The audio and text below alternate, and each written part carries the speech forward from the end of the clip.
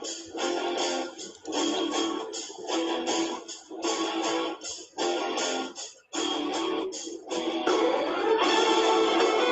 welcome you to the conference final preview playoff edition of Pucknology After Dark, joined by my constituent AJ Strong. Chris JWS is a healthy scratch, probably somewhere in Minnesota, I think is one of his things. We'll get into touch where Gentry is in a little bit and where he'll be in the coming future. So we will say, if you want to be a part of the show, because you know you do, use the hashtag Pucknology After Dark. You could tweet either one of us at PuckGuy14, at AJ_Strong, or even Pucknology. That being said, AJ. Oh yes. Like AJ's pointing down there. Please make sure you hit subscribe when watching our show. It's graciously appreciated. And then that way you know when we're going to be on. After all, we are your lone, I would say the lone podcast these days, but apparently we have some competitors out there now. I would say we are the only live Sharks hockey show. You know, why not? We do it live for your San Jose Sharks.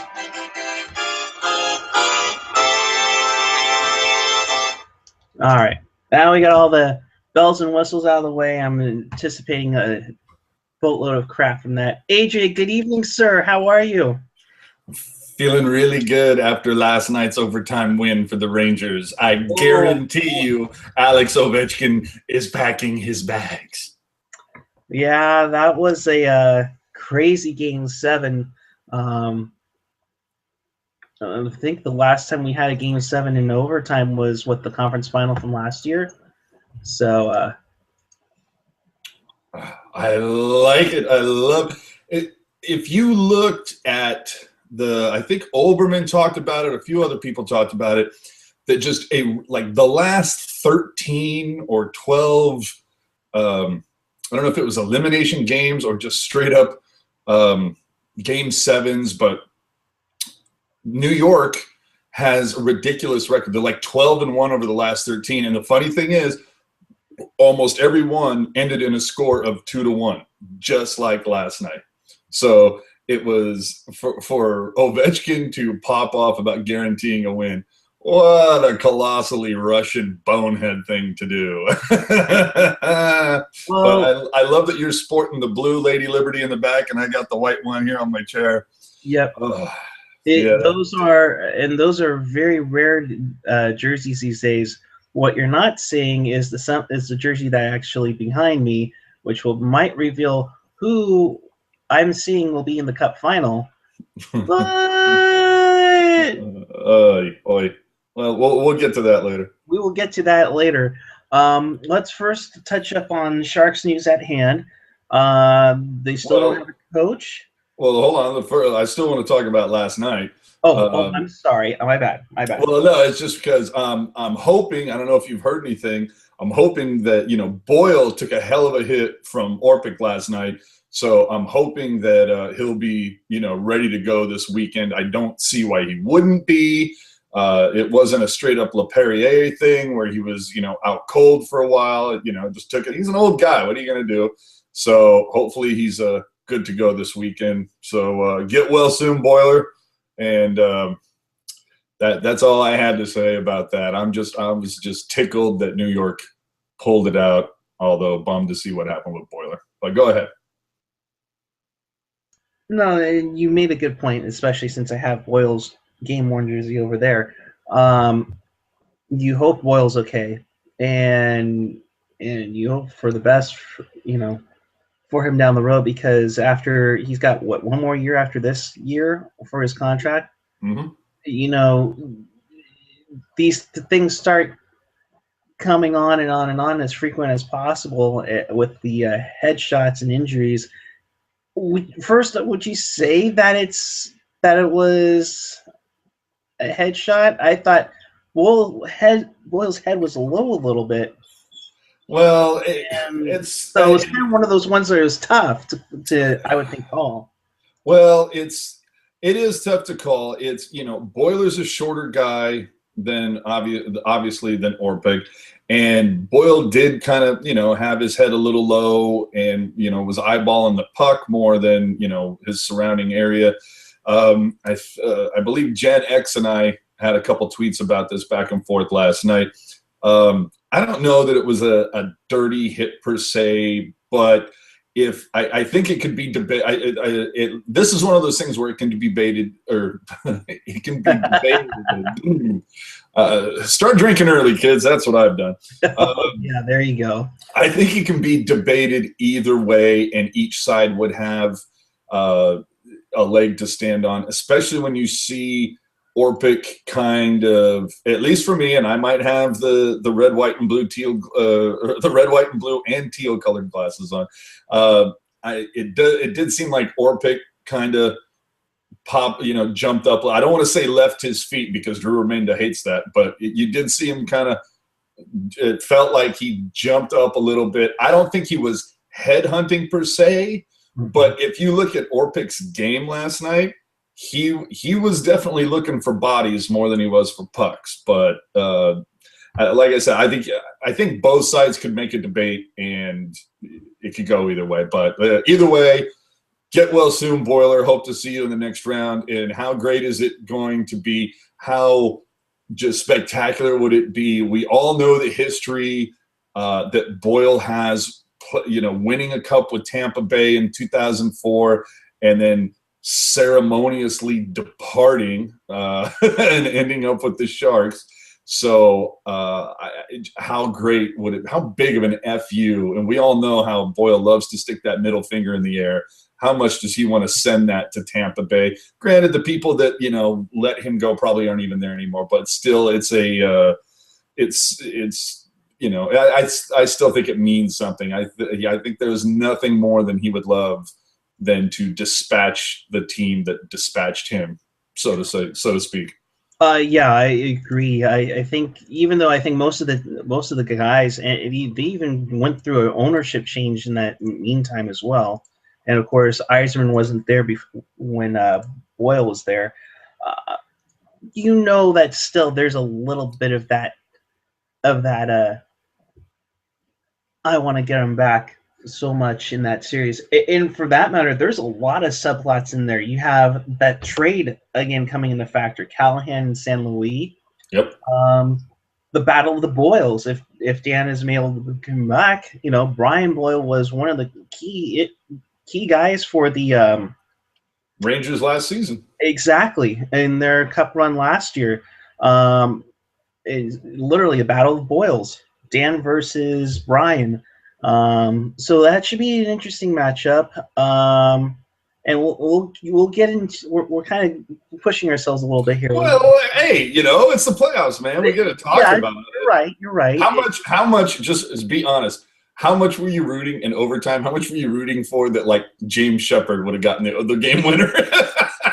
That we know how they do the Butch Grass overtime challenge. I said Shep. Oh, I see. I picked. So you know how big that would be, and be like, and let's go live to Doug Wilson's right now. I picked Brassard in it, and for a split second, I thought he was the one who got it, but it didn't matter. And besides, I got Bucci screwed me over anyway. I picked the winner like a day or two ago, and I didn't get it. It was Anaheim, and I think it was Corey Perry. And it's like, well, everybody picked Corey Perry, so what are you going to do?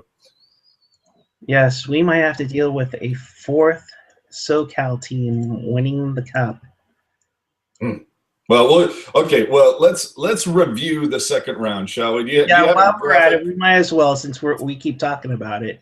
Yeah. How do we do on the picks? And if you remember when we did our picks initially, I had said something along the lines of, either two guys are going to be really happy, two guys are going to be really pissed off, or it's going to be a wash. And of course, what ended up happening? It ended up being a fucking wash. Well, yeah, you guys predicted Chicago over Minnesota. You guys got that.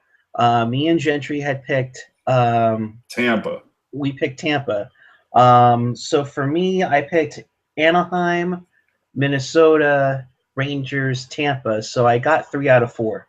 And you picked the exact same as Gentry, and Chris picked the exact same as me, which was Chicago, Anaheim, Montreal, and New York. So we went 3 for 4. So everybody went 3 for 4. Yeah, not too bad at all, I think, personally. Yeah, I think the next round things can get a little tougher. Looking at everything that, because I put graphics and I'm doing them as we speak, so forgive me if I go, what? Well, hold on. Who's in the lead? If we count the first round and the second round, who's in the lead? Is it me or you? Jeez, I don't even. I thought it was that I went 6 for 8, you went 5 for 8, and Chris went 4 for 8 on the first round. I believe that is correct. So you have still a 1 game. I have a one game. Oh, whoop-de-doo. All right. Oh my goodness. Oh, and you know what? My Twitter keeps blowing up like crazy.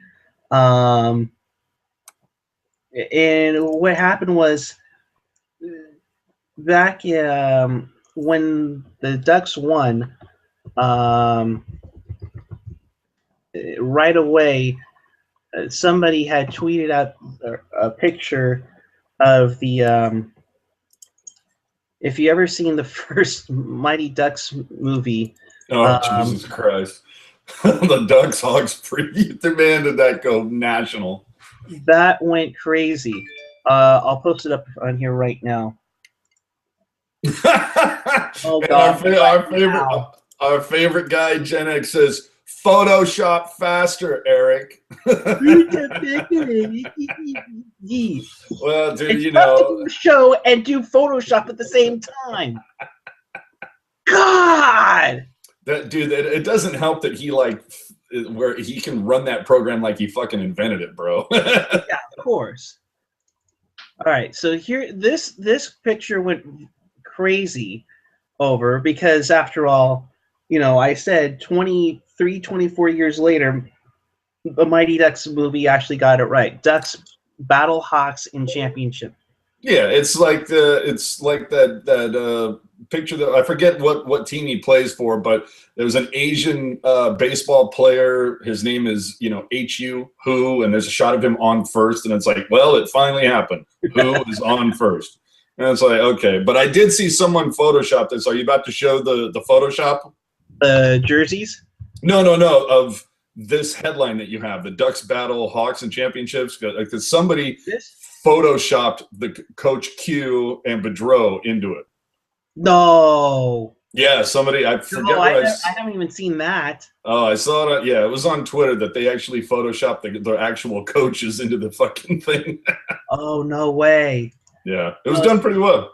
See, what I had done, it took me all day earlier this week, was made the logos of the Pee-wee logos in the movie Hawks and Ducks into a little more of the team spirit of sorts. So you have the Blackhawks and then you have the Ducks, and those were the logos essentially used in. I think Gen X saw that and just threw up a little bit. Well, wait. Hey, I'll give you the other one first because so well, you can't really see it there, but I made the jerseys, kind of essentially as if the Hawks and Ducks were to take over the designs. I actually, believe it or not, got a call and a tweet from a guy who does these fantasy jerseys and said, "Hey, do you mind if we make these?" Nice. So we'll see. These might actually get made.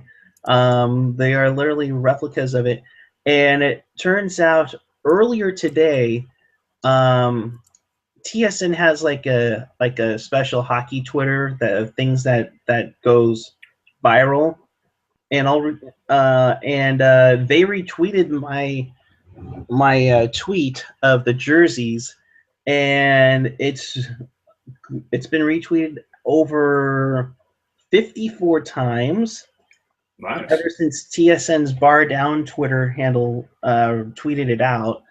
And beyond crazy, I've never seen anything like this. This just goes to show you how fucking fast Gen X is Johnny on the spot. In fact, that should be his name on Twitter, just Johnny on the spot. He has the graphic that was going around on Twitter and already sent it out. So, you know, whoever did it, of course, it's like, it was kind of obvious, like you're waiting for somebody to do it, but it is pretty funny that, you know, it's one of those things where, okay, here's something from a movie that somewhat ends up being true. All I know is if the Marlins are playing the Cubs for the World Series this year, the apocalypse is now, because we saw that in 1985 with Back to the Future. Miami beating the Cubs in 2015, or the Cubs beating Miami in 2015 in Back to the Future. Holy crap, if that were to happen, the apocalypse is on us. It's over. Well, here's the problem. That would mean the Marlins would have to suddenly go into the American League. Well, okay, that is true. But yeah, how funny! I wasn't thinking about that. I wasn't thinking about that. But you know what? It is so goddamn funny is the fact that Miami didn't even have a team, and when Back to the Future came out, and that was Back to the Future 2 that talked about that. So Miami didn't even have a team, and then when they got one, for the longest time they were the Florida Marlins, and then just over the last year or two they switched to Miami. It's like, man, that's just creepy, dude. Right? I mean, it's crazy how that's worked out. But I mean, it's very far fetched, but wouldn't it be something if it was like an NLCS of Marlins Cubs? Shit. Okay. And just make sure Steve Bartman's not around. Go ahead, AJ. Oh dear God, dear God. I'm sorry. I must talk about a huge correction. You know how, like, when I forget what TV show it is, but like they all talk and talk and talk, and then at the end of it, it's like, here's all the things we fucked up on. Here's your corrections. I don't know. I think it's like correction. I think is what. Yeah, it's one of those. Okay, so anyway, I'm talking about this whole thing where, somebody out there photoshopped Quinville and Bedreau into this thing, and I don't know who did it, but and I didn't even realize, if you look at the goddamn graphic in the bottom right corner, which I couldn't even see, I didn't even notice, but that is a good thing about watermarks. I doubt that you'll be able to see it on here, but if you look at it on Twitter, our pal Generation X is the one who did this. Shocker. Oh, really? Yeah, what a fucking shocker, right? It's like a beautiful Photoshop. At this point, I'm just going to assume that all awesome Photoshops that are hockey related, I'm immediately attributing to them to Gen X and just like leaving it at that until somebody says otherwise.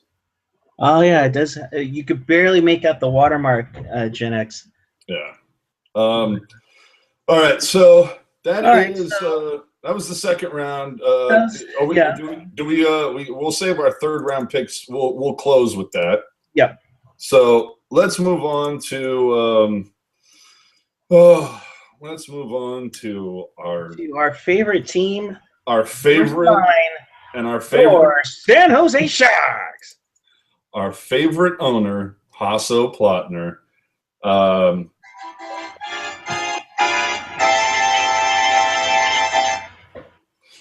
So Hasso Plattner made a nice little appearance this week with the whole announcement of the Sharks are going to be here for minimum 10 years. So definitely through 2025, but with the ability to extend that out to 2040.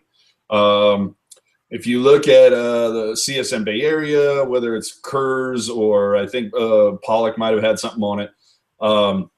There's a couple quotes. One of which being is that we look into the near term future. In the next 10 years, I'm pretty sure we will win one Stanley Cup. Well, sure, okay, fine. You know what? I got a big fucking feeling it ain't next year. But okay, you want to say that? Sure. Well, and I guess that's why you're keeping the team here for 10 years. Who knows? The thing that did crack me up, though, was I don't know if it was, I think it was Kurz, but it was something along the lines of Hasso saying, you know, if people think I'm not here, people don't think I'm involved or whatever, you guys need to stop writing that or whatever. And it's like, well, dude, you can legally be in this country for a third of the year, you know, 120 days. That's like what? Half a hockey season. So the fact is, it's like, well, dude, you never talk to the media. We never see you here. What do you expect these writers to write about? Especially when you're not available, you won't make yourself available to answer questions coming from a massive, a majority of the fan base. It seems. I'm not, you know, I haven't taken a poll, but it seems as though the majority of the fan base wants to see Wilson gone. And I can't remember there was some back and forth on the Sharks Facebook page, not the official one, but like a Sharks fan group page.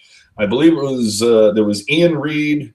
I believe Gackel was a part of it, and it was kind of this back and forth. Actually, I think it was Reed who wrote a piece. God damn it! See, I need to be more prepared. I'm sorry. I will make this up. I'll be more prepared at the beginning of next season. But either way, the thing is Andrew Bench wrote a thing that essentially was Wilson needs to go. He's served his time. He's had 12 years. He hasn't gotten it done. Blah blah blah. And then the other guy writes basically everything from the opposite side, and it sparked some interesting debate.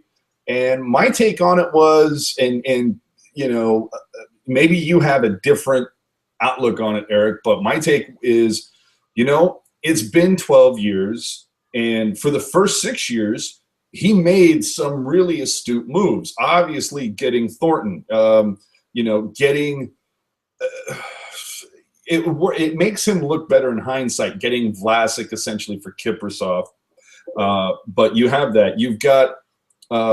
Yeah, it's kind of, you know, it depends. Would Kiprasov have been the difference in round 3 versus Calgary? You know, what would have happened if we would have traded Nabby to Calgary and kept Kiprasov, and then we see them in the 3rd round that year? You know, would that have made a difference? It's, you know, hindsight is a bitch, and you know, you can't. We don't live in the alternate universe where we can see how that would have worked out. But either way, Wilson, at least for me, Wilson was making better moves early on in his tenure as a GM. The last half, you look at the draft, you look at things like McGinn for, you know, Winnick and what was the other guy's name? See, I've already forgotten.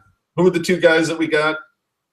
Well, in the Anaheim trade? No, Jamie McGinn to Colorado. McGinn for TJ Galliardi and Daniel Winnick. Yeah, okay, and that didn't really kind of pan out. You know, that you just look at some of the things he's done. The whole Niittymaki debacle, like what the fuck was that about?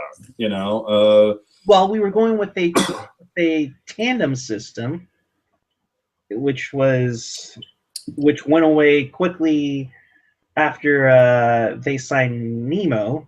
Yeah, I know, but we haven't heard much about that, have we? Well, hold on. Well, let's get to that. So either way, the bottom line, and I know I tend to ramble, but it's just a case of, I look at it that Wilson, his last six years, to me, has not been as good as his first 6 years. And there's been a couple people, like I said, just get on the Facebook page. You'll see the debate going on. But it's a case of, I just, you know, I hate to admit it, but I'm kind of well, what have you done for me lately? And well, what have you done for me? You've iced an awful blue line. You've forced your coach to play at power forward at defense. You've signed a quote unquote guy to protect the younger your rooks. Yet I don't understand how you protect somebody when you're, 150 feet up in a skybox and they're not on the ice. So I look at things like that and I'm just going, and not to mention the fact that he completely went off the deep end after going, after getting reverse swept. All the comment, we're a tomorrow team and blah, blah, blah. We're going to do all this. Oh, by the way, fetch me Scott Hannon again. It's, I don't get that.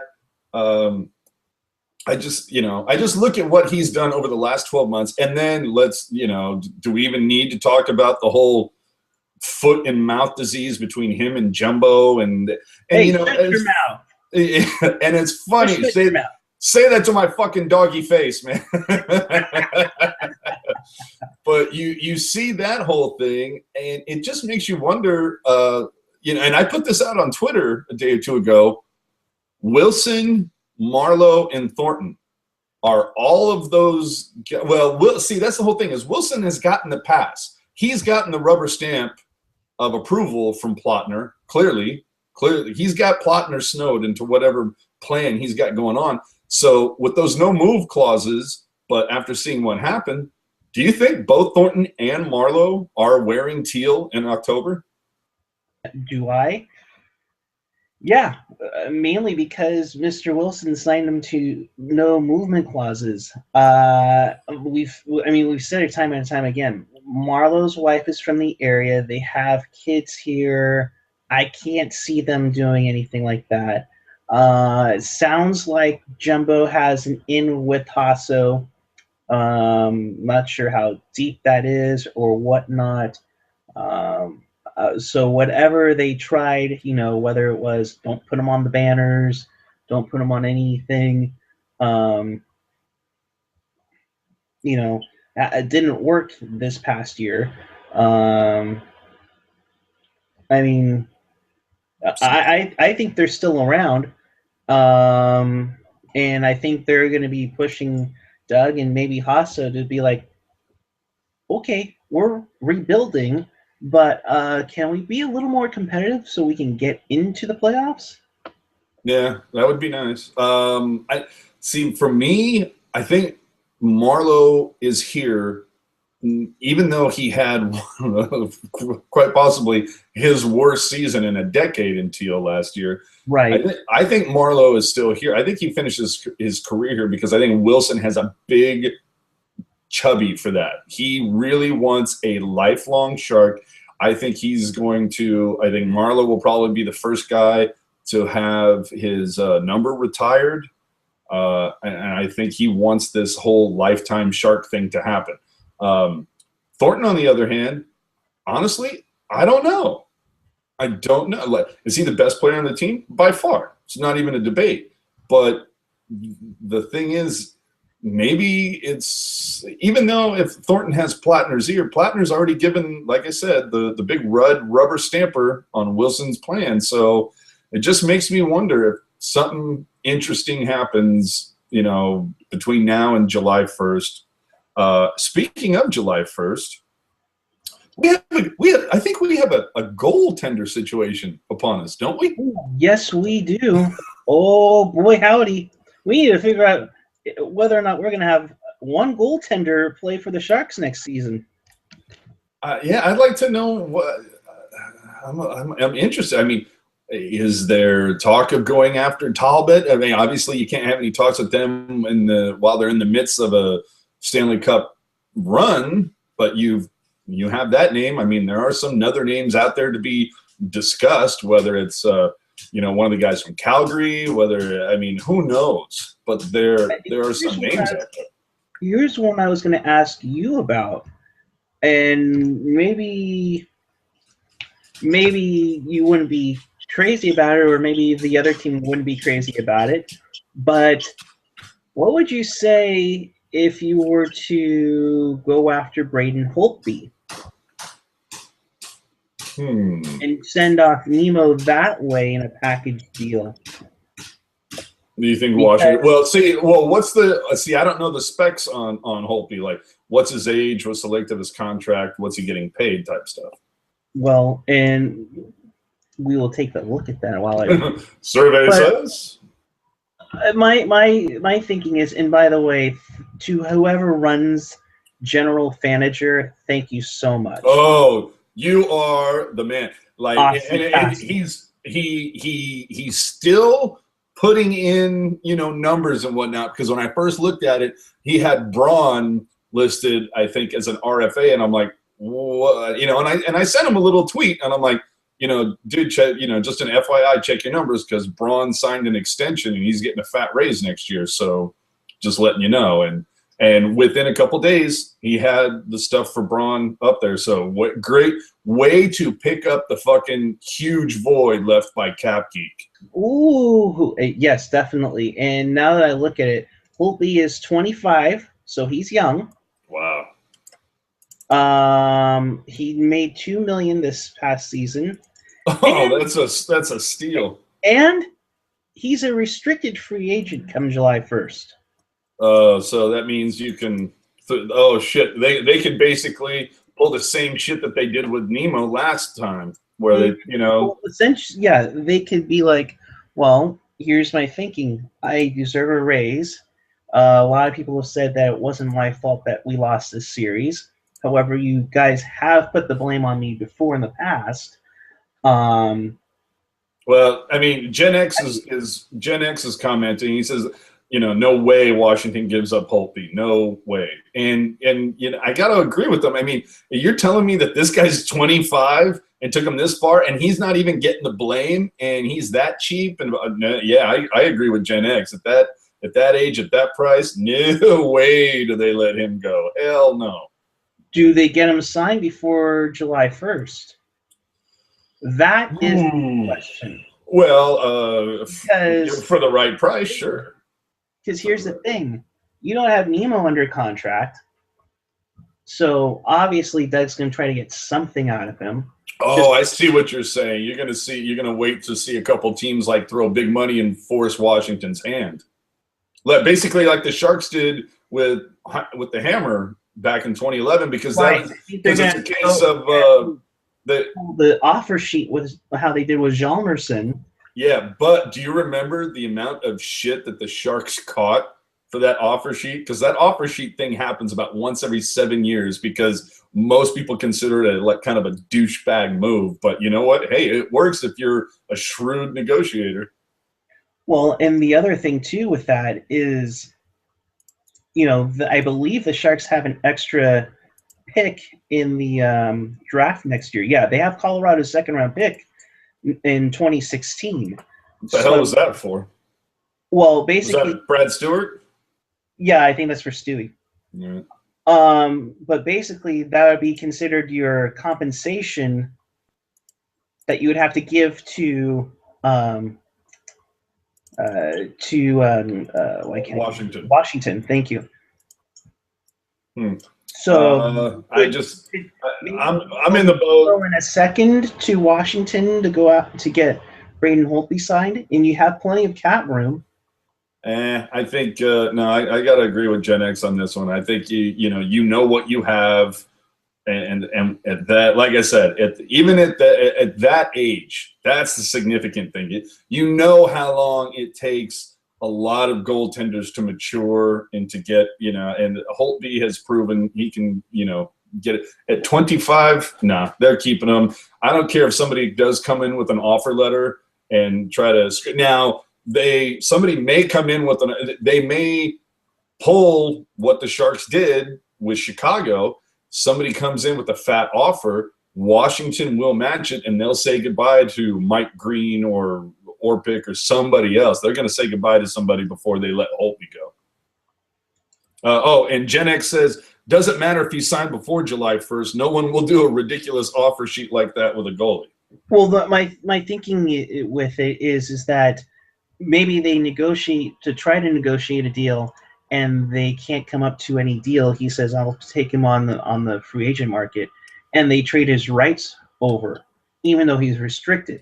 I don't know. I don't know. I don't see that one happening, but who knows? I still, at this point, I think we should all we should start taking a pool Like we can get me, you, Gentry, Gen X, Chris, you know, all the usual suspects who are so you know, cool enough, nice enough to watch us pretty frequently.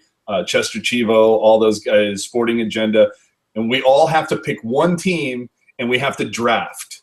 So we can't. None of us can have the same team, and we all just draft. Where is Nemo playing in October? And that's the way we'll figure it out. But beyond that, I think the other thing to get on to is I'm sorry, go ahead. I was going to say, Chester Chivo is asking desperately, when is the Warriors talk? That'll be after they. I'm going to take this, AJ. Hang on. I'm going to take this. That would be ABC7, KPIX, NBC Bay Area, KMBR, 95.7 The Game. Any other outlet who wouldn't give a shit if the Sharks were going or in this position, one game away from the conference final, you could have all that talk there. Because I hate to go on an Eric rant here, but the amount of circle jerking the Golden State Warriors right now is really grinding my gears as to and nothing against the Warriors because it's a damn good story.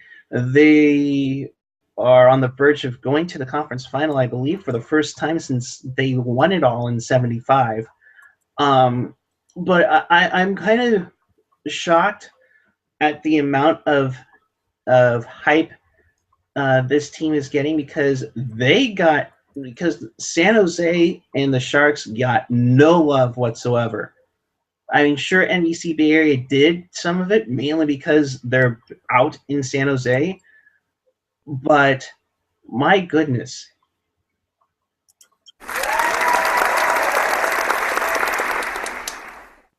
And like I said, I've been actually watching some of the Warriors games, and it's a great story. I think they have what it takes to go far and deep, although it'll be very interesting for them to go up against the Clippers if they do. And more power to them. I hope like hell that they win it all. But I mean, I'll put this to you, AJ. If the Warriors win it all, how much does that hurt the Sharks and their business for the hockey and, for that matter, the Barracuda? That's an interesting question. Not one that I know that I answer. God, I need another drink. It's a great question. It's a case of I know a decent amount of Warrior fans who are Sharks fans. I can't think of one Sharks fan that I'm friends with, and I'm friends with quite a few. I can't think of one that they're also a Warriors fan. They're most of them are like me, where they're Sharks fans. They don't give a shit. Like if a basketball team is going to win, okay, sure, why not be the Warriors? But it's kind of like I said, most of them are like me. I just don't care. I don't follow the Warriors. I'm not a pro hoops fan by any stretch. I've just never really enjoyed the game. I see it's one of those things where when I have watched, whether I'm like at a friend's house and they're kind of into basketball or something, and so it'll be on TV and we're bullshitting while the game is on, and I'm watching it and I'm going, okay, didn't that guy just travel? We'll go back and rewind it and we'll go, yeah, he did. The refs must not have seen it or whatever. And then the same guy does the same move, 20 seconds later. And I'm like, okay, do they not call traveling in this game? Like, I don't know. I profess to know nothing about basketball, but I have a slight grasp of a lot, the rules. And I just see the crap that I see is, I don't know. I just don't like it. I don't know how many times I see it. To me, a lot of the times it turns at least with pro hoops. A lot of the times it's like one-on-one while 8 spectators are on the floor. That's what I see. So I'm just not a fan of it. So with that, yeah, I just don't care. But so let me get back to what you actually asked. Will it have an effect on the Sharks? I think it could if they win the championship. I don't even know if winning a championship has much to do with it, because basketball is a more popular sport than hockey, at least in the Bay Area, and winning a championship does fill up your bandwagon real quickly. And it's at the worst possible time for the Sharks because they're clearly on a decline, missing the playoffs after a decade. And maybe it does. Here's a question I pose now that I throw it back to you. What hurts the San Jose Sharks more? The success of the Warriors or the San Jose Barracuda coming to town? Aha! Ooh, Deal with that. Good question. Deal with that, motherfucker. I'm gonna touch upon that because real quickly, we never mentioned how the Warriors have their I guess they really don't say the minor league, but their developmental league team is in Santa Cruz, and they won their championship, which is kind of an interesting per se for that. Shows you how much I am not paying attention. Does the Barracuda hurt the Sharks? At the moment, I don't think so. I think it'll depend on the Sharks' play as to how that'll be dictated.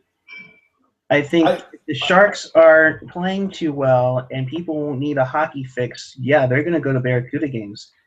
I was going to say, I think in the actually, I kind of feel like they'll both kind of win in this, because I think there's probably a percentage of season ticket holders, not a large percentage, maybe 2-3%, but it wouldn't surprise me if there was a small percentage of season ticket holders. And from what I've heard, the Sharks this week did their select a seat, and apparently that's much earlier than they usually do it, which to me is kind of raising a red flag. But I feel like there's probably a decent amount of Sharks fans who said, you know what, we're going to save some money this year, and we're going to go see the Barracuda play.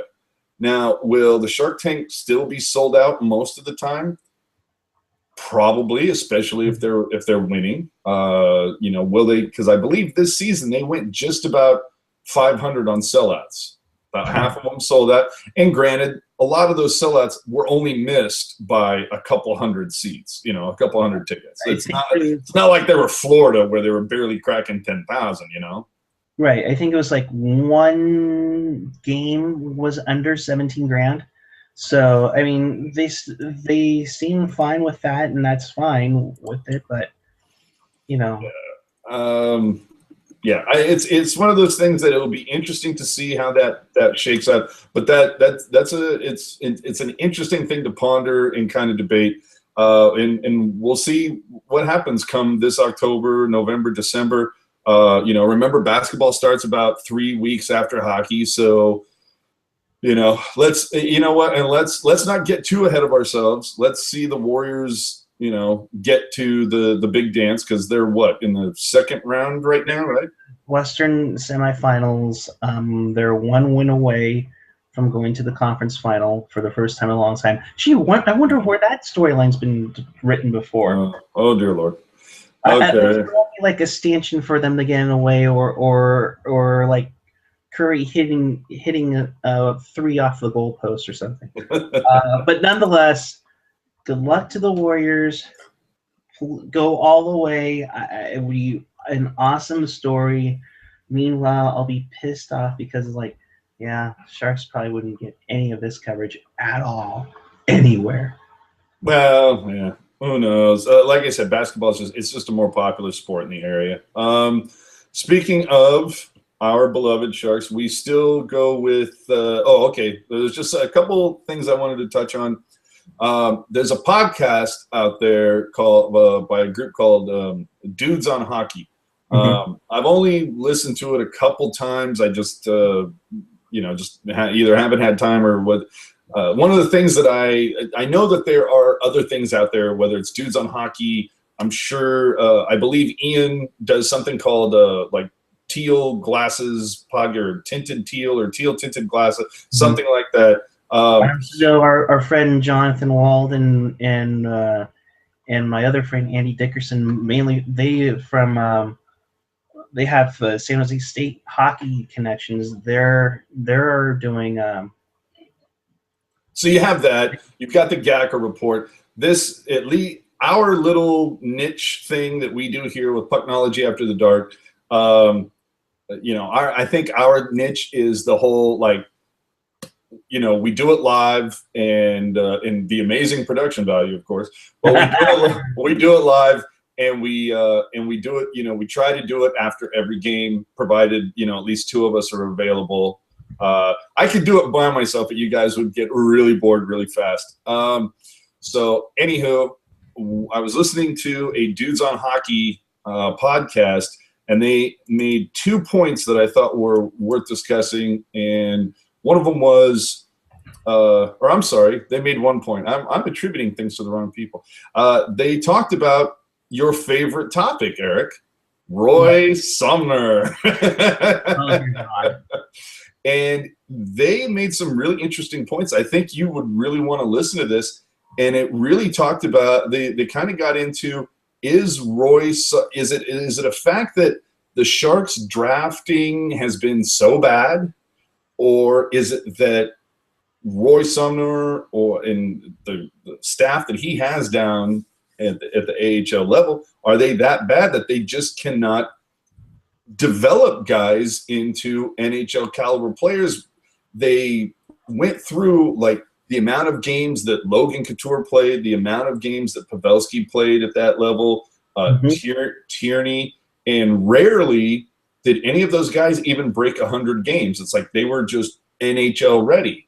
And you look at, they focused on a couple other teams where you'd see a player who's like a good second line player for, say, Detroit or whatever, or Chicago, and they spent 225 games with, like, the Chicago Wolves before they were brought up.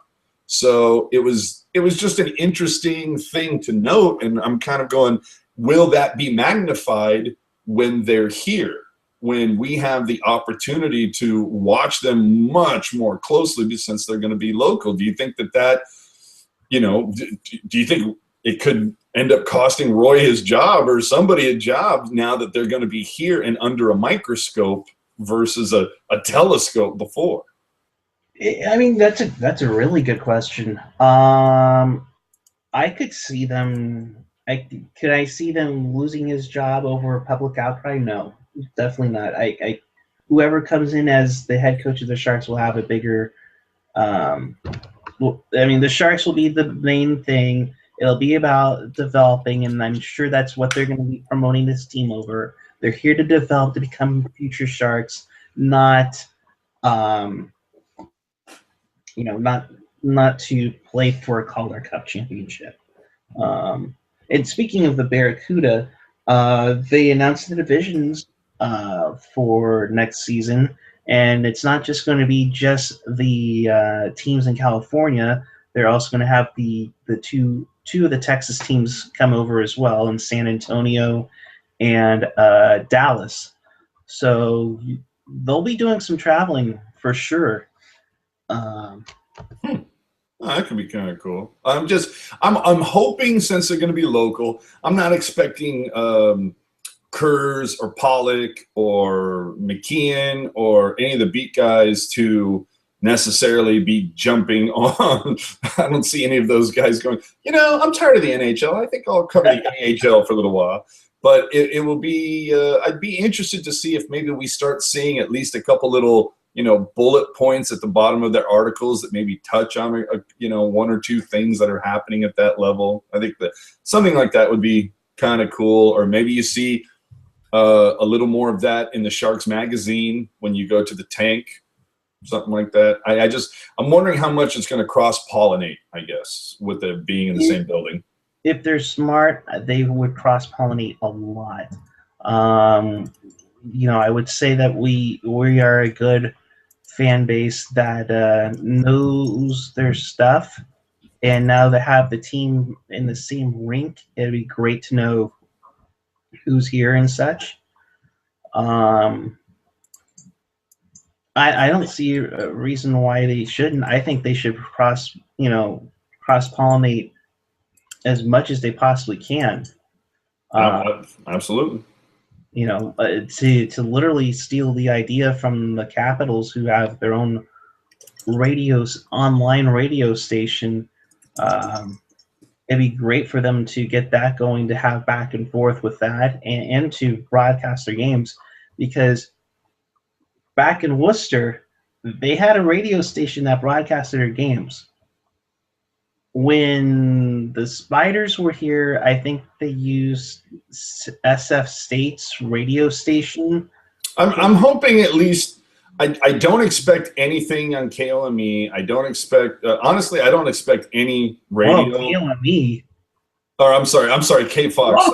Yeah, I'm sorry. No, I'm sorry. I got 98.5 on the brain, and I'm like, watch out, there's cum on that dial. Easy. That was their old tagline. I'm hoping at the very least that they'll have a way to listen on the internet. But better yet, it would be fantastic if there was an app similar to the San Jose Sharks app, but if there was a Barracuda app, but that also had a feed that they would stream them on the internet. I think that would be at least give us something, and maybe if they do like closed circuit feed, it would be great that if you could, go have some food at Stanley's and watch a Barracuda game. Mm-hmm. So I think it would be great. I doubt they could get something like with KLIV. No, I don't see them being on radio or TV at all for their first season here. Yeah, I think they'll go online. I think the Bulls had it like online at like a special link on KMBR.com, which was so fun to try and find, but you can never find it. Yeah, seeing all that promotion, when I saw like the Bulls logo on the KMBR Facebook page, like next to the Warriors and the Niners and the Giants, and I went, oh, okay, this should be fun. Like, do they, and I'm going, wait a minute, like, what time of the year is it? Okay, 49ers, and then there's Giants and Warriors. And I'm going, did KMBR buy another radio station and I'm unaware of it? Are they on like KMBR 1600 now too? I wasn't sure. Well, if they were to do that, that'd be great. Oh, it'd be awesome. So, let's move along. I think we've covered everything Sharks wise. They're not going to go anywhere. Oh wait, what? What did they miss? Dude, let me finish. Oh my God! There's a couple. We do have two more things to lightly gloss over when it comes to the Sharks. First off, they pretty much both come from Sportsnet.ca. One of which is essentially reporting. I caught the tail end of a broadcast. Is essentially saying that McClellan to Edmonton is essentially all but done. That the only reason why it hasn't been officially announced is because McClellan's all the way in Prague, and it's a little hard to do a press conference in Edmonton when you're still coaching in Prague. But basically, we can expect that announcement to happen before the end of this month, which goes a little bit more to the Sharks. Still have no coach. The only name we've heard bandied about is Randy Carlyle. And one of the things that the Sportsnet podcast or broadcast, whatever it was that I caught, discussed was bringing up the idea of, do you see Babcock entertaining the idea of going to the Sharks? And it was essentially kind of immediately shot down that it was, well, Babcock and McClellan are pretty tight. They still talk. And they were kind of saying, well, if you were McClellan, would you tell your buddy I just left, mutually parting ways? Yeah, the whole mutually parting ways. It's like, do you want to go to a place where like the GM is getting into stupid arguments with the captain, not a captain, and just with the dysfunction? Like, you don't want to get involved with the drama or dysfunction junction that's happening at the Shark Tank.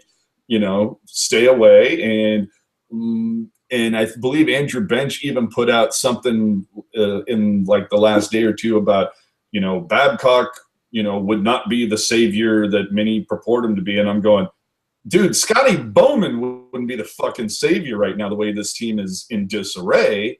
Right. You know, chances are we're going to end up with Baalsma or something like that, unless you know, unless Wilson goes full blown Jed York and makes like Jay Woodcroft the next fucking coach. Well, I think Woody would know better to come back here. That would be really weird. No, if Dougie were to pull a Jed York, it would be Roy Sommer. And I'll tell you right now, I would leave work, we'd get on here immediately, and I would be on the full blast mode. If they hired Roy Sommer, what did we just do? I would firebomb the tank. I mean, I hate waiting in lines, but I'd do it. You know, no. We have a special tweet that just came across my notifications. Thank you, by the way, for tweeting and using the hashtag Pucknology after dork. After dork? Dark. I said dark. Shut up. At NHL Ties. We're watching Pucknology After Dark, and does Puck Guy 14 seriously have an old Anaheim third behind him? Jason York 33 has in his bio. Yes, I do. One of the things I like to collect are hockey jerseys, especially rare ones. And yes, especially ugly as fuck ones. Well, I haven't gotten the Vancouver Red one yet, so or the Burger King one, which I won't get because of obvious reasons. I'll give it to you though. That is one rare fucking jersey. Yeah, it is. They wore it 1 year. I'm sure everybody knows about this infamous Wild Wing jersey. When the third jerseys came out, Anaheim made a bet that they could make the ugliest, and they won. It's like, who has the uglier jersey? That or the Islanders with the fishermen?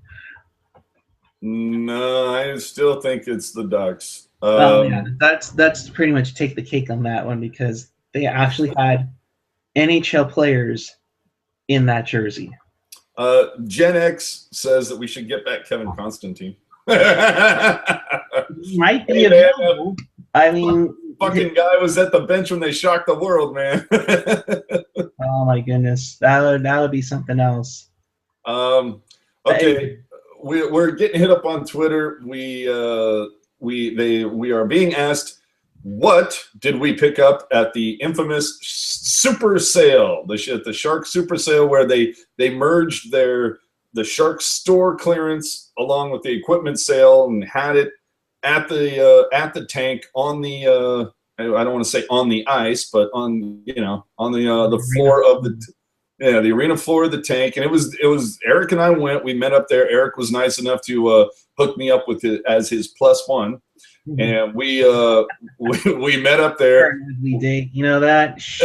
It would have been nicer if we would have gotten there a little earlier, because holy crap, was a lot of stuff gone. But they had a nice little curtain down the middle, and they had all the equipment stuff on one side, all the Sharks store stuff on the other. And the one thing that was really cool is they did have the Sharks head on the arena floor surface, and they had a spotlight on it.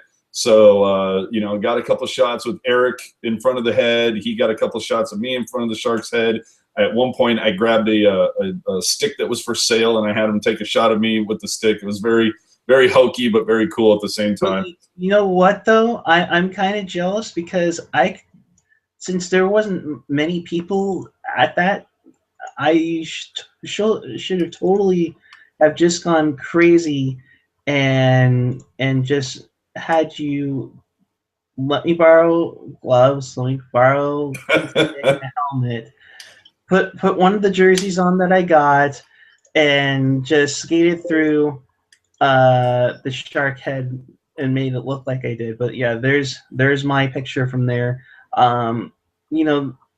We give a lot of crap to the organization, the same one that I'm hoping would hire me. But But sometimes they do some really cool things. yes, they really hit this one on the head. I was really happy that they merged both of these sales, and I hope it's something they continue to do. Definitely, I think it was nice having both. Although it is very tempting to just pretty much throw a boatload of stuff. Well, hold on. To get to the question, what did you pick up, sir? Well, I need you to tell what you picked up so I can bring it in here. Oh, okay. I have to vamp for a minute while Eric go gets his bag of goodies. So that shouldn't be too long. Yeah. So actually, to start off with, I'm wearing one of them, the gray hoodie. Yeah, I forget what this is. I don't know if it's not dry fit, but it's it's kind of the shiny. I don't even know what the hell this material is made out of. But it's one of my favorites. It's not the heavy duty sweatshirt material or fleece. It's just kind of like I said, I don't know how to describe it, but it does have the Stadium Series patch on it. I also picked up, and if I remember, the funniest thing about this particular top was on the last game of the season against Dallas. I saw this on sale, and I almost picked it up then, and I believe it was like $85, and I picked this up at the Shark sale for $35. So scored on that. I picked up a a teal, a t-shirt. I know, hey, I've been drinking. I got a shirt, a Hurdle shirt. So it's got the Sharks logo on the front, but it's that altered carbon fiber logo that we were talking about there, with Hurdle's name and number on the back. Basically a jersey is what I've been told that they're called. And it has the Stadium Series logo on it. And then the last thing was, and that was $15. And then there was a long sleeve shirt that I thought was just kind of cool looking, and that was also $15. The deals for some of the shirts, and that's the thing. If you get there early enough, you can get there was a couple shirts that if we had gotten there early enough and they would have had my size, would have been awesome. But there was a few that, they sell out of those quick. The one thing I was really bummed out about is that Sharky had tweeted out that there were going to be some bobbleheads of him on his ATV, and of course those were all gone. And then, I'm sorry, the last thing I did purchase when I let Chris know that we were there, the street banners or whatnot. There was a street banner from the 20th season that featured Ryan Clough. So I picked that up for him. And the banners were only $20, which I thought that those would have been going for more. So I thought that was a good deal. But whip out your stash there, bro. Oh, I do have to say, though, they had a white current style jersey, a Dan Boyle, that I actually tried on, and it fit me really fucking well. I was so tempted, but it was $500. But when I went to the equipment sale a couple years ago, when Boyle was still on the team, a game worn Boyle was like $1,200. So it was quite the price jump downward. And the one thing that I'd never seen before, which I thought was fucking awesome, was that there were Sharky game worn jerseys. And we're talking, they even had second generation versions. And I almost got one of those, but those were $300. I wasn't going to go that far, but I did. But you didn't get the version that I wanted. I know. Well, there's a certain reason why. We'll get to the Sharky jersey in a sec. I got the jerseys, the game worn jerseys. They have a number of things here.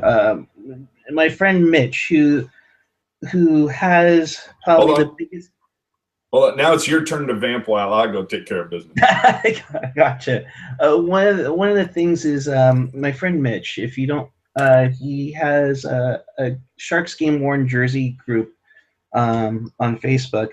He owns pretty much the largest selection of Sharks game worn jerseys that I've ever seen. I think like 10 years ago, he lined a full high school gym, grandstand to grandstand, with his white jerseys. He took the wire down, put it back up with all his teal jerseys, and that was 10 years ago. And he gets so many. in that time. Um, but basically, on the jerseys, they always have like a certain tag on here and such. Um, I found this jersey. This is probably the cheapest jersey that out there. It was $100 mainly because they took the nameplate off. Looking through research, I think Anthony Stewart was on a tryout with the team and wore this for a couple of games. It's still got some marks that it was used, but I didn't have the white jersey, so there we go.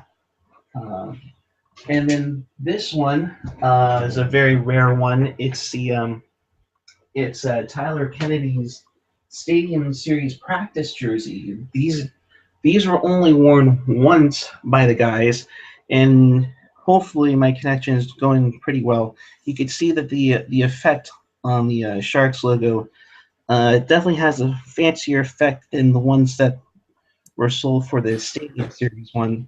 Dude, I fucking dig that carbon fiber thing. That is so cool. Yeah, and there's the Stadium Series patch going along with Kennedy. Um, the second Sharky tweeted out that he was putting some of his old jerseys on sale. I had to get one of them. And the reason why you got that particular one, right? And first things first, he did sign it. Best fishes, SJ Sharky. Here, obviously, the thing here is, and you guys can maybe help out with it. So he has a hole where his fin went in. I'm trying to figure out whether or not I should sew it back up. No. Or leave it open. Leave it open. That's what it was there for. If anything, buy a fucking fin and stick it out of the hole. But the reason why I got this was obviously for the Gordon or the George gun patch, and when emailing Sharky because he can't talk to him because he doesn't talk. He said he wore this from about 2010 to 2013 because of the weird patch. They usually said Reebok when they wore this patch on it. So a very rare jersey, battered and beaten up, obviously, probably more so than usually what show them the sleeves. Yeah, there you go. Yeah, it's very good wear on there. Very cool to have. I was really psyched for that. I like how you can see the holes in the sleeves where his fingers pop out to make sure his jersey stays in his gloves. Right, because he doesn't like to be naked too much. Yeah, I got it. I got my Stadium Series street banner, which is what I was hoping to grab. To touch on the banners, they usually were around $75 to $100 at previous sales, so to have them for $20 is pretty amazing. The one thing I was surprised that I didn't see this season, usually at the equipment sale, they usually have a pretty good selection of pucks, and I didn't see any this time. Which is surprising because though I'm sure they're going to have the 25th anniversary logo on the game pucks next year. So I'm surprised they didn't go through all their stock for that all. But who knows what's going to happen after that. Yeah, I've definitely got to get one of those pucks. And what's funny, one of our faithful followers, Hannah, says, I just read her mind, puck guy needs a fin. So get a fin, my brother. Okay, if anybody has suggestions on where I could get a fin to put on my Sharky jersey or to wear on my Sharky jersey, please make sure you follow me and tweet me that. With that, well, I think it's time to get to the third round picks and wrap this up because we've been going a while. Yeah, well, see, this is what happens. You and me can ramble on and on and on. But, yes, it is the Stanley Cup playoffs. We go to the round 3. Damn you, Jacob, for asking what we got at the equipment sale. We could go on all day because there'd be stuff that we wish we could have bought at the equipment sale. Next season when we go to it, we periscope it. Oh, yes, we will periscope. And one of the things, well, we'll talk about periscoping in a little bit. Anyways, let's go to the Eastern Conference final first. The Battle of the Boyles, San Luis versus Callahan. AJ, of course, you go first. I'm really debating. Like the first round, I felt like I was money. I felt really good about every pick, and and I went 6 of 8. I felt pretty good about it. And looking at this is to bet the heart or the head, and I'm going with the heart, and I'm taking Rangers. At this, I've given up on the whole in how many games thing because it's worked out once for me in 12 rounds of hockey. So I'm just going with the Rangers, but I think this could be very tight. I feel like Tampa is better on offense, but the Rangers are a little bit better on defense, and maybe it comes down to who's better, Bishop or Lundqvist. And in that regard, I gotta go with Lundqvist and having more games on home ice. So I'm going with the Rangers, and I can't not root for Boyle, Boiler. Dan Motherfucking Boyle. All right. For me, and I'll take this off. I'm with you. It was really tough deciding who to pick in this series, but I've been picking Rangers this whole time. I don't want to let up on it. If you notice, neither of us has a jersey in the background that features a fucking lightning bolt. Okay. I have a Tampa Bay Lightning jersey. Fuck him. But whatever. And I will say I predict that the Cup champion, whoever it is, will come out of the East. But I'm going to say that it's going to be the Rangers in 7.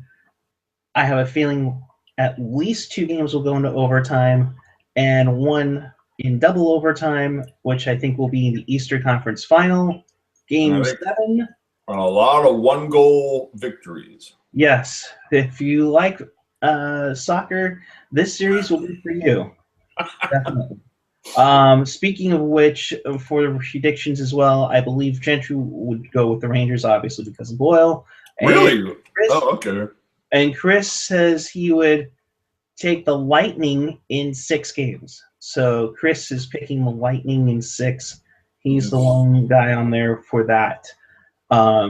See, and like I said, man, I think it's going to be very difficult. I'm really torn. It's heart or head, but my head says Tampa's going to win, but I got to go with my heart. You could go either way with this series. I mean, totally. So we move on. So many subplots. But anyway, go ahead. Totally. And we go to the Western Conference Final, and for the 3rd time in as many years, the Chicago Blackhawks will be playing against a Southern California team. God damn it. Final. It is the Ducks this time against the Chicago Blackhawks. Anaheim making its first conference final trip since 2007 when they won the Cup. Chicago, like I said, is on its 3rd. Wait a minute. Hold on. I thought that they went to the conference final like a year or 2 after that and lost. No. Who did they lose to? Didn't they lose to New Jersey? For who? The Ducks? Yeah. They lost in the Cup final to New Jersey in 2003. Oh, that's what I'm thinking of. They lost to Edmonton in the conference final in 2006 when Edmonton made their miraculous run after the Sharks, Yeah, no. It wasn't that. You know what? It is that I had Friesen on the brain because I remember Friesen went from us to Anaheim and then ended up winning it with New Jersey. Okay, I digress. Go ahead. All right. So basically, Chicago makes its 5th trip to the conference final in the last 7 seasons. 2009. Jesus fuck. 13, 14, 15. That's way too much success. 7 years that they make the conference final, led by Joe Quenneville, who, by the way, once again, as a reminder, Doug Wilson passed on to have for Todd McClellan. Anaheim continues the tradition since 2003 when they made the conference final for the first time. outside the lockout year where the season was canceled and 2009 when the Blackhawks played the Red Wings, a California team has made the conference final since 2003 with the exception of the canceled year and 09. So Ducks, Hawks. That's amazing. Your thoughts? I think this is another one. I mean, you know what? I mean, really, it's one of those things. Both matchups are terribly difficult to predict, at least for me.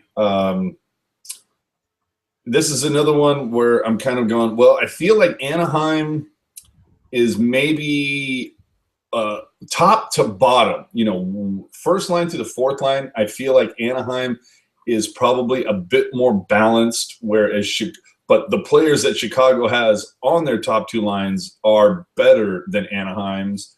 And then I think I like Chicago's defense better than Anaheim's.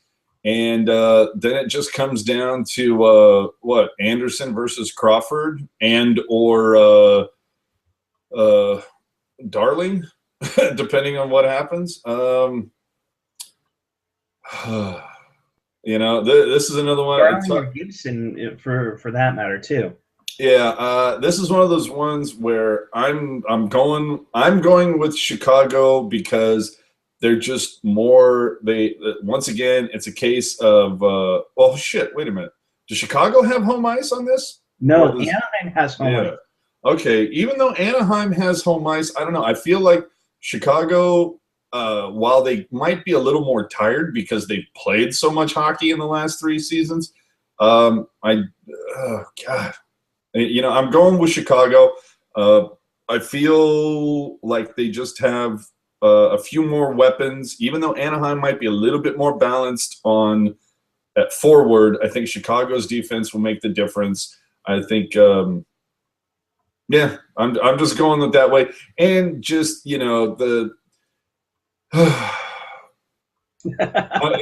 that's what I'm saying. I'm going with Chicago. A lot of it also has to do with the fact that it would really just, it would be so Sharks to just see the Kings win 2 out of the last 3, and then to see the Ducks play for the Stanley Cup this season.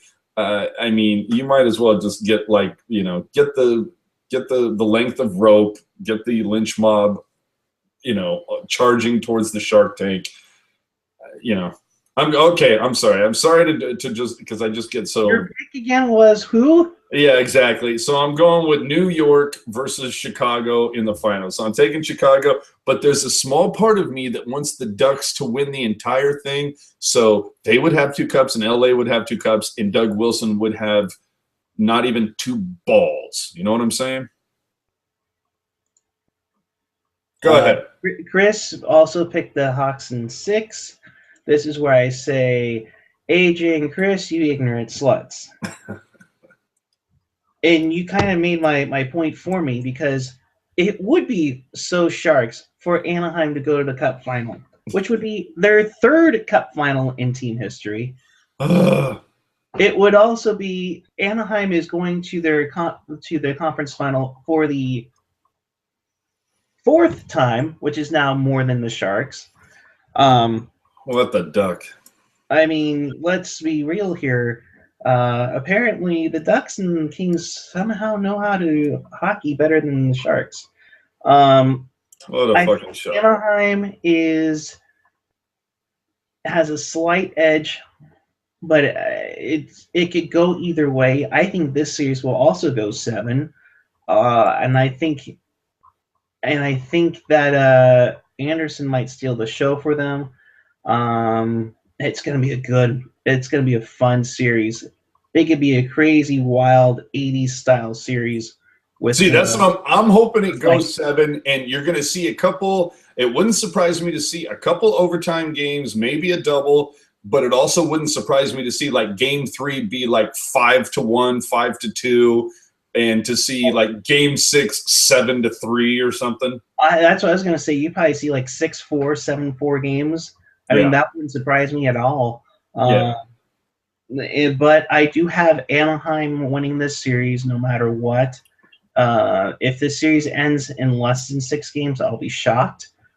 Yeah, But me, like I as said, I will would I. be surprised if Chicago or Anaheim, either one will go.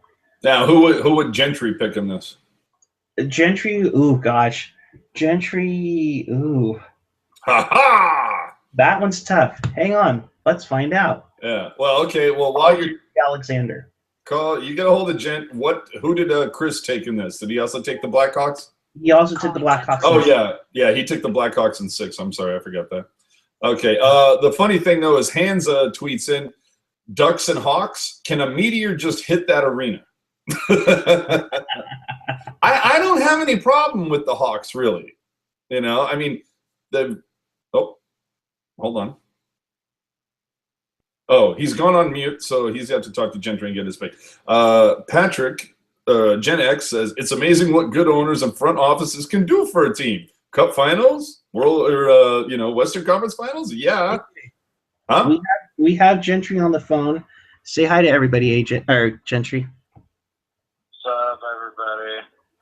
We want to know who you. Wow, what a massive vote of confidence that was. I know he's tired. He's doing a great job with his new job. So, really quick, because I know you have to get ready for work tomorrow or go to bed and work tomorrow. We know you picked the Rangers for the East. Who would you take in the West, Anaheim or Chicago? I'm gonna go with Chicago, and I think they'll take it in 6. In 6. All right.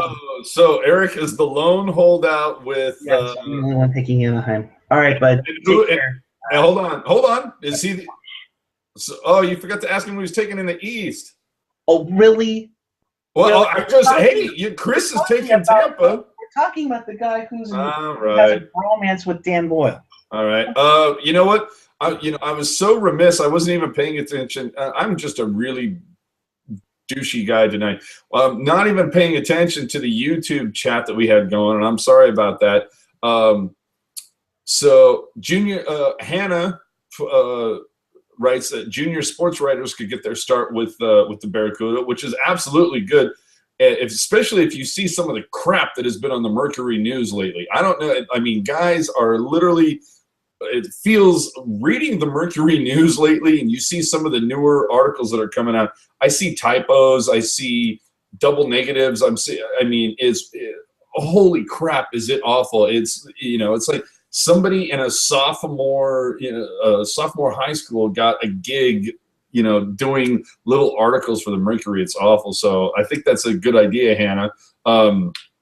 Ian. Our guy Ian Reed, who's also I'm representing Pucknology for his picks. It's me, Ian. There's Gackle. There's Andrew Bench. MJ. I'm not even going to try to pronounce his last name because I can't even do it. Kazarinski. I have no idea.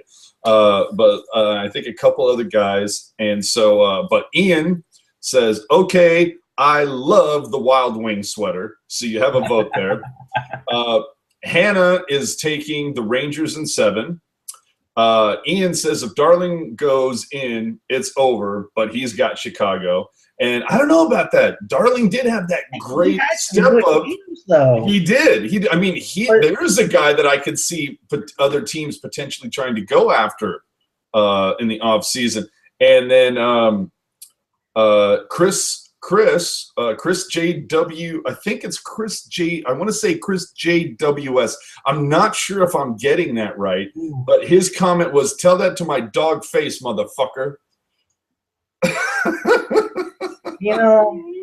Hold on. Have a dog face is pretty bad. But hold on. Ian says the series might be the best of the entire playoffs. I'm assuming he's talking about Anaheim and Chicago, and I think that will be a great fucking series. Although New York and Washington was pretty fun, just because it was 3-1, motherfucker. And I'm going to go on a slight tirade here. So we all say the Sharks are the chokiest team that ever lived. Okay, and we talked about how Nashville has only won one playoff series. but they don't get the chokehold. Dude. The Washington has blown 5 3-1 series leads in their franchise history. They've only made it to the conference final once. And yes, they made it to a cup final one time, although they got swept by Detroit. And yet we're the team that's the chokiest chokers of all time? I don't know about that, dude, but Chris just dropped the mic on your fucking head, dude. Oh, really? Dude, really? Chris just dropped the fucking mic, dude. I haven't seen any of his tweets. No, it's not on tweet. It's in the chat window on YouTube. And he just said, okay, so Eric thinks the team that he picked to lose to the fucking Jets will win this series? Yes. Dude, he just mic dropped you, bro. Always change your picks per round. Dude, he just mic dropped you, dude. Dude, you might as well put yourself on mute, like a self-imposed mute for 10 seconds.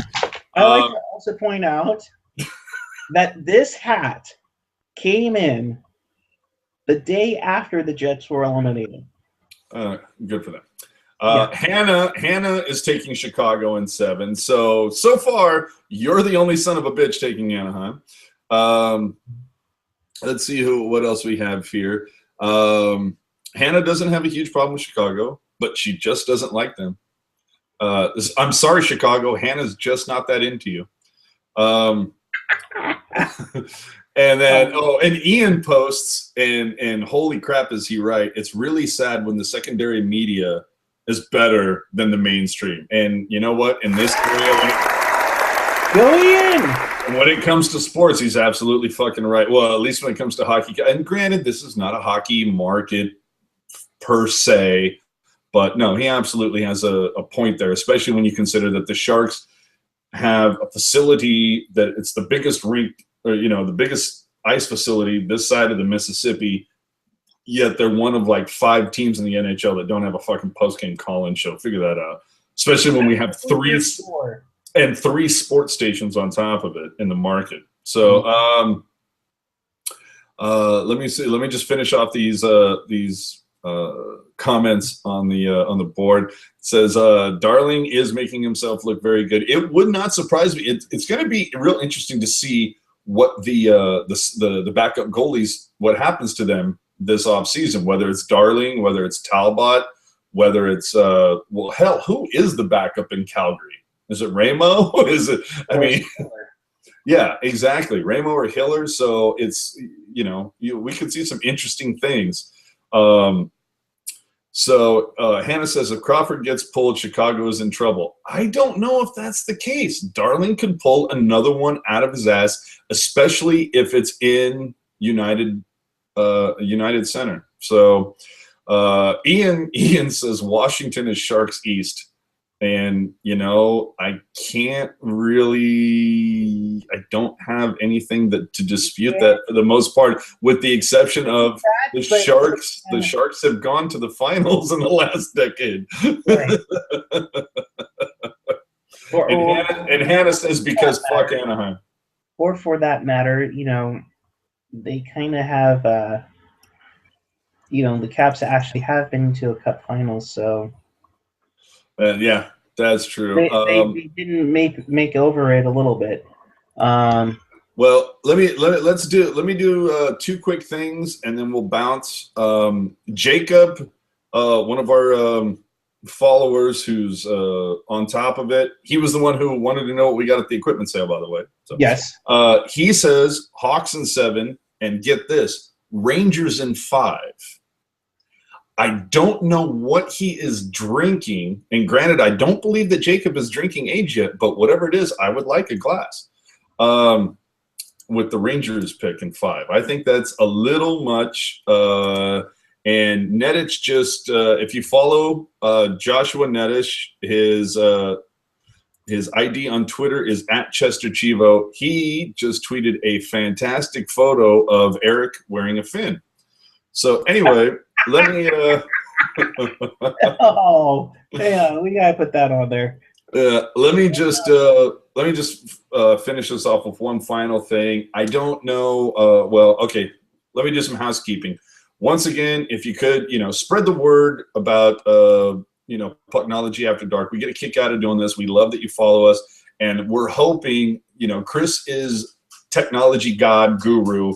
Hopefully by October, by the start of next season, we'll be able to maybe we're hoping to take calls. I don't know that we'll be able to pull it off, but we're trying, or we'll come up with something. But anyway, as always, if you could help us out, spread the word, subscribe, retweet us, get some more followers to Pucknology After Dark.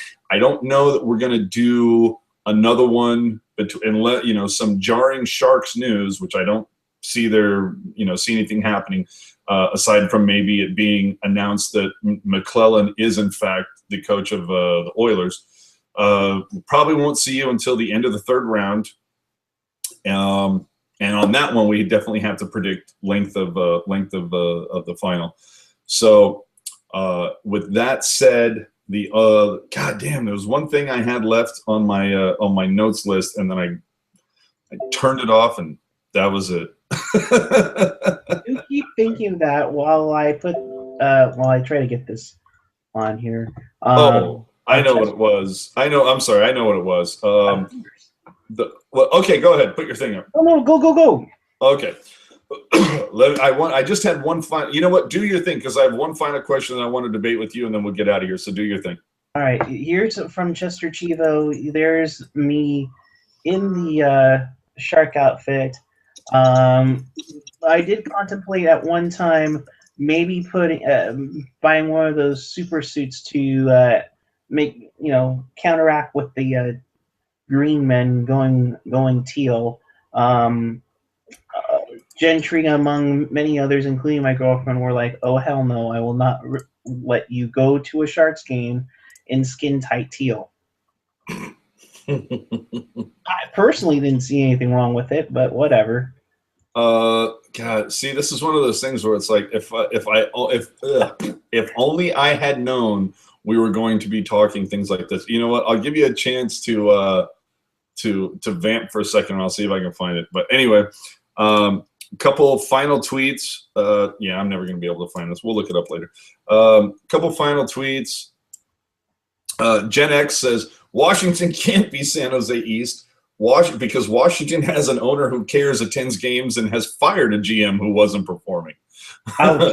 And so with that, we give you a hi-yo. Jacob is also tweeting in he's drinking Pepsi, which, by the way, as we all know, the official drink of Drew Menda. Yeah, but I thought he was Diet Pepsi. But I mean, he was straight on regular Pepsi. Oh, you're straight of it. And to keep a physique like that, drinking all that sugar, impressive. Good for you, Drew. From Chester Chivo. No, I got it. From Chester Chivo. He says, also doesn't break up with coaches like a 16-year-old girl breaks up with her boyfriend. Hi-yo! So I'm glad that we're able to get these jokes in here at the end, finish things on a funny note. My last question to you before we wrap this up. All right. Where do you see the Sharks? Okay, now, granted, we're saying this now before we've had a chance to see what kind of, does Doug Wilson become the David Blaine of GMs in the offseason, where he's able to pull some magical rabbits out of his ass?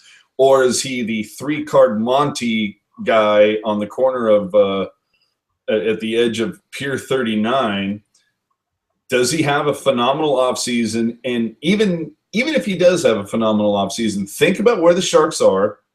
Think about where the other teams in the division are. I don't see Arizona really getting any better. I see Arizona probably in the basement again next season. That's where I see him. That's where I feel that I see him. But if you ask me what 4 teams are going to, or at least the 3 that are going to, take, it's because it's all about the top 3 positions in the Pacific, right? And then you deal with the wild card. So if you think about it now, you have to give at least 2 of those slots to LA and Anaheim. Just on, based on what we're seeing now, I don't know that they're going to be losing any huge talent in the offseason. So you would think that Anaheim and LA are going to take 2 of those slots. You would think Vancouver's going to be in the running. I know that Chris is under the impression that Calgary this year had a Colorado-type run from last year. I don't think that's the case. I think Calgary is going to be a player next season. They are the best positioned in the salary cap. They've had huge step-ups from their their younger players. They've got a good goalie tandem that's working out for them. And look at how far they went without their captain. I think they could have given Anaheim a run for the money if they had Giordano in there. Oh, yeah, absolutely. Yeah, they've got Hartley seems to be gelling with these guys really well. And I'm sorry, is there another player right now? Now, obviously, we haven't seen Connor McDavid, but this playoffs, is there another player that has been more fun to watch than Johnny Gaudreau, Johnny Hockey? I'm sorry, he has been he's been a fucking blast to watch this postseason. Mm-hmm. That's one of the reasons why I'm really upset that Calgary's out of it, because it was just so much fun watching Johnny Gaudreau. So I think that Calgary is going to make a big push. And hey, you know what? They're going to have Connor McDavid. Chances are they're going to have Todd McClellan. I think we can see some Nugent Hopkins. Exactly. And I think, from what I understand, it was Taylor Hall that was quoted sometime this season as being kind of disenfranchised with everything that was like. He just didn't seem like he wanted to be there much longer. I mean, we all saw how long Chris Pronger lasted there. So, well, that's partly because his wife wanted him to go out of Edmonton because he had a little bit too much fun with the reporter. Yeah. But either way, it's I think I expect Edmonton to make a big push. We saw the advances of Minnesota this year. So either way, I'm kind of going I'm going on record right now, unless Wilson just pulls something retardedly fantastic, like he has that that quote retard strength. Unless he pulls some shit out of his ass this season. Unless he pulls some shit out of his ass. Shut up. You need to watch the movie. Unless he pulls some shit out of his ass, I'm going on record right now, before this season is even over, I'm going on record right now saying that the Sharks, they miss the playoffs again next season too. I would be on your side with that bet, unfortunately. The way things are going right now, you got it all. Well, you think about it. I don't think the pick for LA making the postseason is a for sure thing. They got to do some things to get better. See, I think it is, because I think it's one of the cases of like LA. That's one of the reasons why I'm a little skeptical about picking Chicago's, because they've played so much hockey over the last 3 years. Well, LA has played a hell of a lot of hockey the previous 3 years. I think part of that caught up with them, some injuries here and there, and they just, they couldn't find that last year when they needed it. But especially when you have a players-only meeting where they lock their coach out of the locker room. So who's to say that if they keep Daryl Sutter to go, if he's good to go and he's behind the bench in LA come this October. If LA gets off to a bad start, it wouldn't surprise me if Sutter has shown the door. It's not like it hasn't happened to him in California before. True. But I look at it this way before we make and we're going crazy here with thinking about how next season is going to play out in 11 months. Anaheim again will be on top. I look at it this way. You know how many calls Sidney Crosby got because he was the star of the league? Well, here comes Connor McDavid on a Canadian team. That's a good point. On a Canadian team. Brand new arena coming in the woodwork a year later. I think they'll get the number 2 spot, and I think number 3 will would probably be Vancouver. Maybe Calgary sneaks in again. Let's not forget Arizona also has Max Domi coming in with the guy that they got, another guy that they got from the Rangers in the Yandel trade. They can make some moves. We can't forget Ekman Larson's there too. I'll go on record right now. If Doug sits on his butt in the tanning bed and is golfing July 1st, I could see the Sharks being last in the division. Yeah, it wouldn't surprise. At this point, it wouldn't surprise me. But with that, let me wrap it up with some comments, and I'll throw it over to you because holy crap. This is one of those, it's a Pucknology After Dark. When we came on like fucking 85 minutes ago, and it was like, do we have enough to talk about? And usually we only go in for maybe an hour and that's it. But yeah, we're already like, 85 minutes into this. Okay, so let me just throw a few things out there, and then we're done. Okay, on the because I'm having a lot of fun with this. I could go another hour, especially if we could take calls. God damn it, Chris, get on that. So Ian Reed and he, he's doing a lot of stuff on Twitter. By all means, follow him.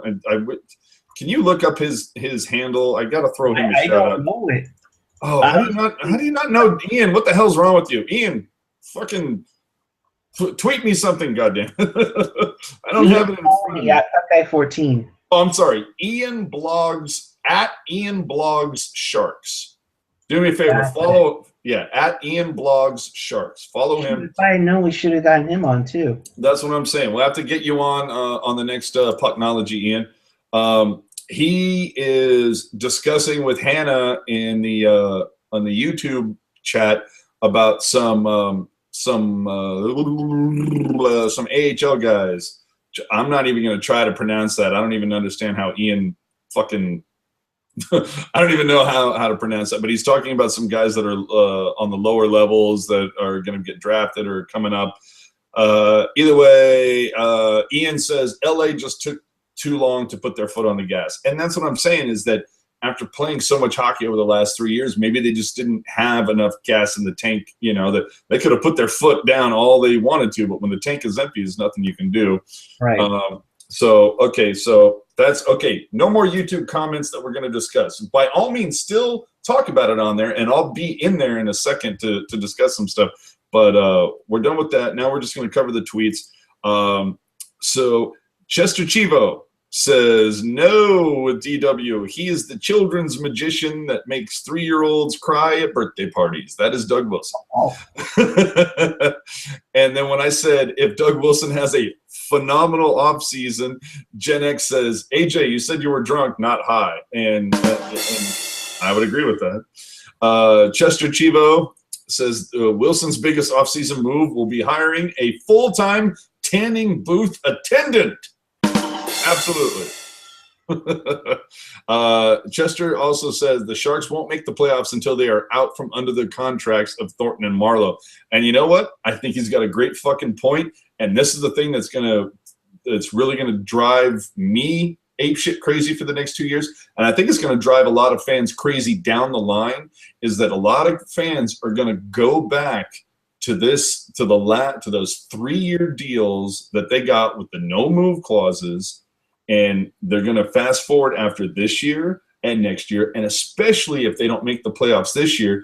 And it really comes down to, why the fuck did you hold on to those guys? You had them for 3. If they don't make the playoffs next season, right now, I'm already with the thing that, on the vibe that they're not going to make it. You held on to these not assholes. They're very good players, but you held on to these guys. Yeah, they're very nice people. But you held on to these players for you were the opposite of the 49ers back in the day, where it was always get rid of a player a year too soon rather than a year too late. You held on to these guys for an extra 3 seasons when you had the opportunity to move them and get back significant value. And instead you signed not only to 3-year extensions, but with goddamn no move clauses, so you're handcuffed yourself in the process. if those guys stay here for another 2 years and they miss the playoffs for 2 of those 3 years, how do you give Doug Wilson a passing grade? Explain that to me. I don't understand how you can give Doug Wilson a passing grade if that is what ends up happening. So that's a great point, Chester Chivo. I concur. I don't understand how they win that. Yeah, I don't get it. So finishing off the tweets, Gen X says, poop normally comes out of one's bum, so DW pulling it out wouldn't be magic. Oh, okay. Uh-oh. They didn't like that one. You need a little bit of better material, Gen X. So anyway, 2 years for Hassel. They're calling 2 years for Hassel. He's at. That is something that I think, okay, we're gonna give you a little teaser, a little taste for the next Pucknology After Dark. Here's the thing that we will get into, especially with me, you, and Chris going and his false dichotomy. The question is, did Hasso Plattner take control of the Sharks because he wants to own a hockey team, or is it because he wanted SAP to be in bed with the NHL? We will cover that the next time. Other than that, Eric, get us out of here. Huh? What? Huh? What? Oh, I'm awake now. All right. That is it for us. You can always tweet us whenever. Sometimes we're at work, so we can't respond right away, but we appreciate everything you guys do for us. We thank you for watching. We thank you for contributing, and hopefully we will have and don't forget to subscribe. Please subscribe. Also, check out Pucknology.net. I mean, it is the main site of all things that we do here. And a couple of the things, make sure you check out the article I have out there on how the Sharks became a reality with the San Jose Arena, and how Randy really got the team here along with a couple others. Oh my God.